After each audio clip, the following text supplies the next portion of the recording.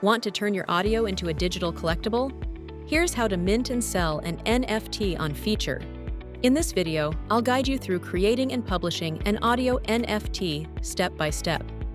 Begin by going to your Feeturre dashboard. Click on the Create button to get started. From the available options, choose NFTs to begin the minting process. Select Audio as your category, then choose Album NFT to continue. Enter your album title and provide a detailed description. This helps tell the story behind your collection. Upload your cover artwork, a preview track for listeners, and the full album file for buyers. Define your total supply to control rarity. Then enter your price in US dollars.